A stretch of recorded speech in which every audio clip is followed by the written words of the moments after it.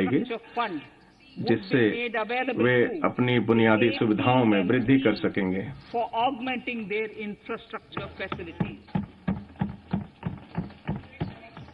मात्स्यिकी, मैं इसमें प्रस्ताव करती हूं कि हम आधुनिक मत्स्यिकी बंदरगाहों और फिश लैंडिंग सेंटर के विकास में पर्याप्त निवेश के लिए प्रस्ताव कर रहे हैं।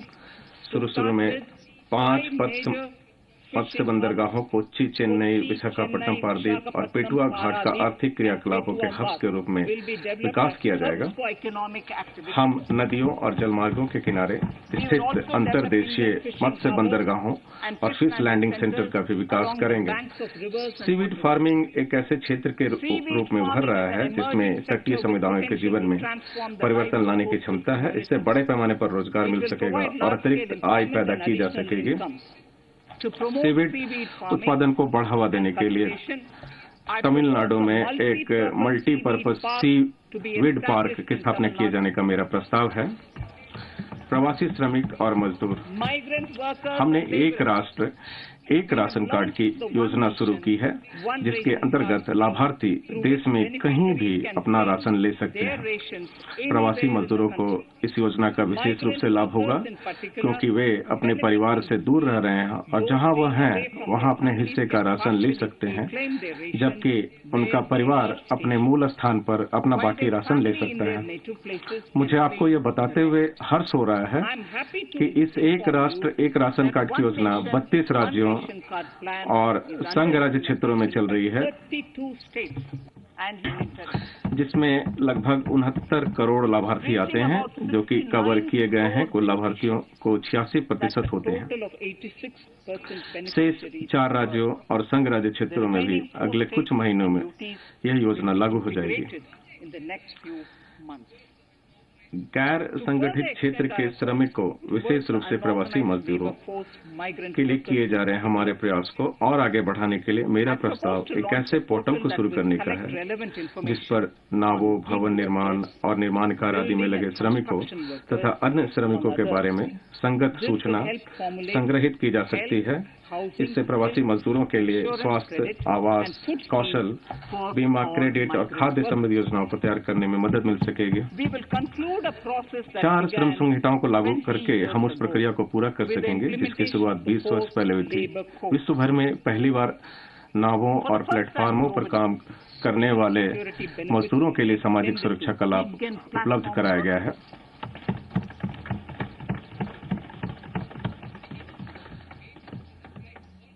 सभी श्रेणी के मजदूरों के लिए न्यूनतम मजदूरी की व्यवस्था लागू होगी और उनको कर्मचारी राज्य बीमा निगम के अंतर्गत लाया जाएगा। महिलाओं को सभी श्रेणी में काम करने की इजाजत होगी और वे नाइट शिफ्ट में भी काम कर सकेंगी तथा उनको पर्याप्त सुरक्षा भी प्रदान की जाएगी। इसी समय नियोजकों पर पड़ने वाले अनुपालन भार को भी कम किया जाएगा और उनको सिंगल रजिस्ट्रेशन और लाइसेंसिंग का लाभ दिया जाएगा और वे अपना रिटर्न ऑनलाइन भर सकें। कृषि से संबंधित क्रियाकलापों के लिए भी दिए जाने वाले ऋण को शामिल किया जाए। हमने एमएसएमई क्षेत्र को सहारा देने के लिए कई कदम उठाए हैं। इस बजट में भी हमने इस क्षेत्र के लिए 15,700 करोड़ रुपए की व्यवस्था की है, जो कि इस वर्ष के बजट अनुमान का भी 2 गुना है। माननीय अध्यक्ष महोदय, अब मैं चौथे स्तंभ पर आती हूँ, मानव पूंजी का पुनः शक्तिवर्धन। हाल ही में घोषित राष्ट्रीय शिक्षा नीति एनईपी का अच्छा स्वागत हुआ है।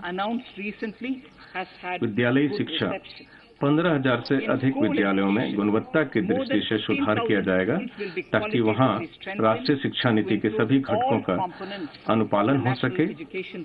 वे अपने अपने क्षेत्र में एक उदाहरण परक विद्यालय के रूप में उभर कर आएंगे और अन्य विद्यालयों को भी सहारा देंगे तथा मार्गदर्शन करेंगे, ताकि इस नीति के आदर्श को प्राप्त किया जा सके। गैर सरकारी संगठनों, निजी स्कूलों, राज्यों के साथ भागीदारी में 100 नए सैनिक स्कूल स्थापित किए जाएंगे। उच्चतर शिक्षा बजट 2019-20 में मैंने भारतीय उच्चतर शिक्षा आयोग गठित करने के बारे में उल्लेख किया था। हम उसे क्रियान्वित करने के लिए इस वर्ष विधान पेश करेंगे। यह एक छत्रक निकाय होगा जिसमें निर्धारण, प्रत्यायन, विनियमन और फंडिंग के लिए 4 अलग-अलग घटक होंगे। हमारे अधिकतर शहरों में विभिन्न प्रकार के अनुसंधान संस्थान, विश्वविद्यालय और कॉलेज होते हैं जिनको भारत सरकार से सहायता प्राप्त होती है। उदाहरण के तौर पर हैदराबाद में ऐसे लगभग 40 प्रमुख संस्थान हैं।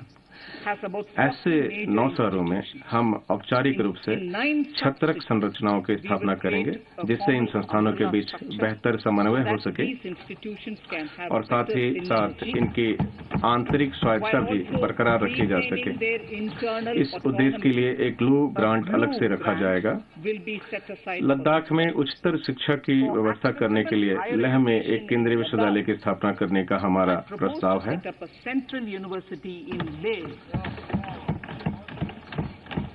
इस एनईपी के हिस्से के रूप में अपनाई जाने वाली कुछ अन्य प्रमुख परियोजनाओं की सूची अनुबंध 5 में दी गई है। अनुसूचित जाति एवं अनुसूचित जनजाति कल्याण। हमने अपने जनजाति क्षेत्रों में 750 एकलव्य मॉडल रेजिडेंशियल स्कूलों की स्थापना करने का लक्ष्य रखा है। मेरा प्रस्ताव ऐसे स्कूलों की इकाई लागत को 20 करोड़ रुपए से बढ़ाकर 38 करोड़ रुपए करने का है और पहाड़ी तथा दुर्गम क्षेत्रों के लिए तो इसे बढ़ाकर 48 करोड़ रुपए करने का है। इससे हमारे जनजातीय विद्यार्थियों के लिए अवसंरचना सुविधा को पैदा करने में मदद मिलेगी। हमने अनुसूचित जाति के कल्याण के लिए पोस्ट मैट्रिक स्कॉलरशिप स्कीम का पुनरुद्धार और ज्ञान का लाभ हमें मिल सके। हम अन्य देशों के साथ भी इस तरह के प्रयास करने वाले हैं।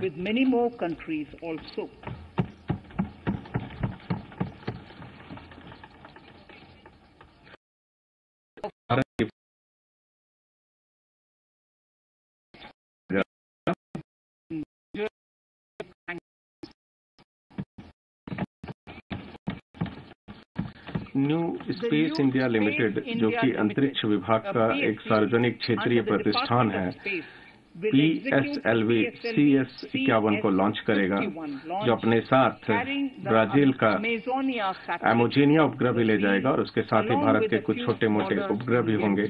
गगनयान मिशन के क्रियाकलाप के अलावा भारत के 4 अंतरिक्ष यात्रियों को रूस में जेनेरिक स्पेस फ्लाइट पहलू के बारे में दिया जा रहा है। मानव पहला 2001 में होने वाला दिसंबर 2021। हमारे सागर जैविक और गैर जैविक संसाधनों के भंडार गृह हैं। इस व्यवस्था को बेहतर ढंग से समझने के लिए हम एक गहरा सागर मिशन शुरू करने वाले हैं, जिसके लिए अगले 5 वर्षों के लिए 4000 करोड़ रुपए के बजट पर की व्यवस्था की गई है। इस मिशन में गहरे समुद्र में सर्वेक्षण और अन्वेषण के कार्यों को तथा गहरे समुद्र की जैव विविधता के संरक्षण की परियोजनाओं को शामिल किया गया है। अब मैं माननीय अध्यक्ष महोदय 6ठे स्तंभ पे आती हूँ, न्यूनतम सरकार अधिकतम शासन। माननीय अध्यक्ष महोदय, अब मैं 6 स्तंभों में से आखिरी स्तंभ पर आती हूँ। यह हमारे प्रमुख सिद्धांतों में से एक सिद्धांत न्यूनतम सरकार अधिकतम शासन में सुधारों के लिए योजनाओं की रूपरेखा प्रस्तुत करेगा।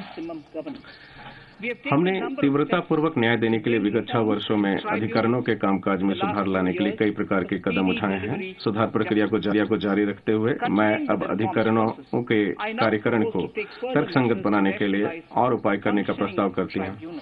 हमने 56 सहबद्ध स्वास्थ्य रक्षा वृत्तियों का पारदर्शी और कुशल विनियमन सुनिश्चित करने के उद्देश्य से संसद में राष्ट्रीय सहबद्ध